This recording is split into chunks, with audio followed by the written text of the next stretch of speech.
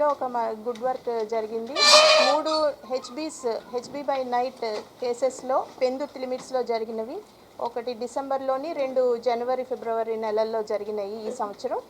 ఈ 3 కేసుల్లో కూడా ఆదిప్రసాద్ అని అలవాటు పడిన నేరస్తుడు, రిపీట్ అఫెండర్ని అరెస్ట్ చేయడం జరిగింది. ప్రాపర్టీ కూడా రికవరీ చేయడం జరిగింది. ఈ 3 కేసులు కూడా పెందుర్తి పిఎస్కి సంబంధించినవే. Total 160 grams gold and 700 grams silver ఈరోజు రికవరీ చేసి ఆ ముద్దాయిని అరెస్ట్ చేసి పంపిస్తున్నాము. ఇతనికి ప్రీవియస్గా 17 కేసెస్ ఉన్నాయండి హెచ్బీ బై నైట్. ఇప్పుడు 3 కేసెస్లో అరెస్ట్ చేసి పంపిస్తున్నాం. వేరు ఇళ్లలో 3 డిఫరెంట్ కేసులండి. ఒకటే నిందితుడు, ఒకటే. ప్రీవియస్గా 15 కేసులు ఉన్నాయి, 17 కేసులు ఉన్నాయి. ఇప్పుడు ఈ 3 కేసుల్లో కూడా అతనే నిందితుడు. వస్తుందండి. మాకు జైలు మానిటరింగ్ అని జైలు రిలీజ్ డేటా ఎప్పటికప్పుడు ఇస్తుంటారు. జైలు మానిటరింగ్ సిస్టమ్ ఉంది మాకు. వాళ్ళందరినీ కూడా సెంట్రల్ క్రైమ్ స్టేషన్ పిలిపించి మళ్ళీ వాళ్ళు ఇంట్రాగేషన్ చేస్తాము, స్టేట్మెంట్ రికార్డ్ చేస్తాం. మళ్ళీ వాళ్ళ కదలికలపై కూడా నిఘా పెడుతున్నాం. అయినప్పటికీ కూడా మళ్ళీ ఇట్లా చేస్తున్నారు.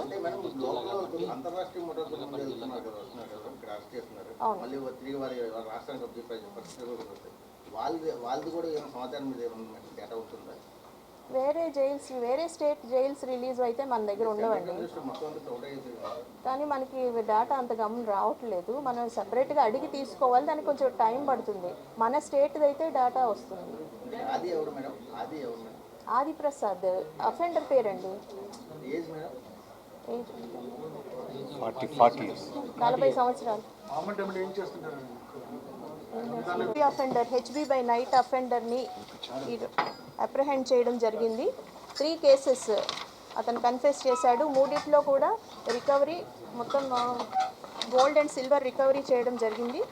160 grams gold and 700 grams silver. ఇతనికి ప్రీవియస్గా కూడా క్రిమినల్ హిస్టరీ ఉంది. 17 కేసెస్ ప్రీవియస్ కేసెస్ కూడా ఉన్నాయి. ఇప్పుడు పెందుర్తికి చెందిన 3 కేసెస్లో కూడా రికవరీ మీకు చూపిస్తాం. ఎక్కువ మితిమీరి అఫెన్సెస్ చేసినప్పుడు పీడీ యాక్ట్ ఇలాంటి చట్టాలు కూడా ఇన్వోక్ చేసి పెడతామండి. వీళ్ళు ఇప్పటికే చాలా కేసుల్లో ఉన్నారు. గ్రాడ్యువల్గా వీళ్ళు గమనించి వీళ్ళని పీడీ యాక్ట్ కూడా ఇన్వోక్ చేయడం.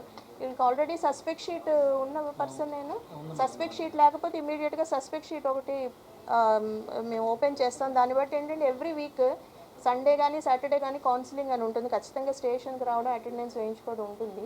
అది కూడా దానికి కూడా మారకపోతే, రిఫార్మ్ రాకపోతే పీడీ యాక్ట్ లాంటి చట్టాలను ఇన్వోక్ చేసి వీళ్ళని కంట్రోల్ చేయాల్సి వస్తుంది.